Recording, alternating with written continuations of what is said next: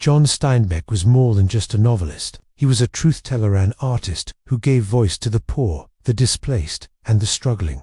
His stories echoed the soul of working-class America during some of its most challenging times. But who was the man behind The Grapes of Wrath and Of Mice and Men? Let's explore the life of John Steinbeck, a literary icon who shaped the American consciousness.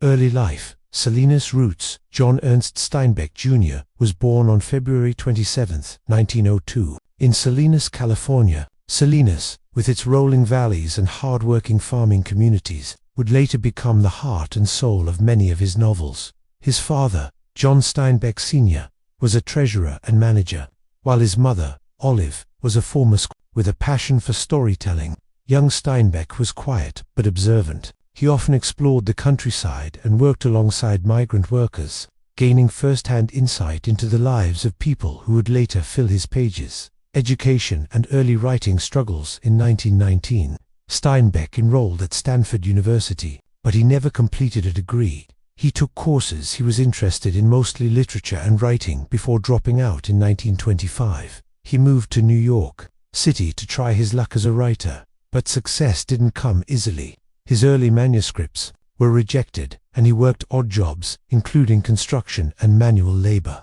These years shaped his empathy for the working class, deepening the themes he would soon explore in his work. Breakthrough.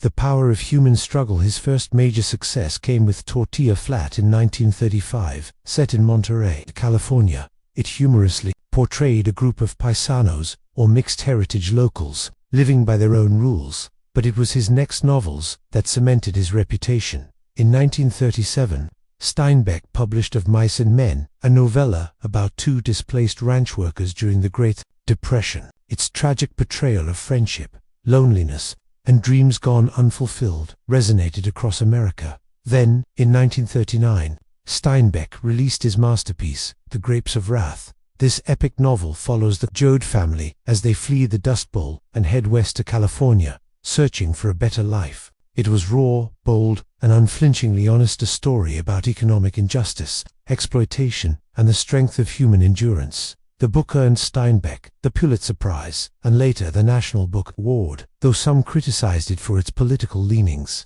others praised it as a work of profound moral courage. Wartime service in journalism. In the 1940s, Steinbeck worked as a war correspondent during World War II.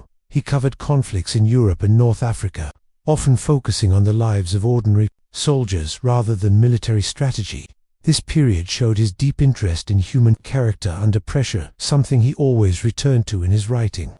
Later works in Nobel Prize. Steinbeck continued to write prolifically. His later works include Cannery Row, East of Eden, and Travels with Charlie, a non-fiction road trip memoir exploring America's cultural landscape. In 1962, he was awarded the Nobel Prize in Literature for his realistic and imaginative writing, combining as it does sympathetic humor and keen social perception. Despite the honor, critics were divided. Some felt his best work was behind him.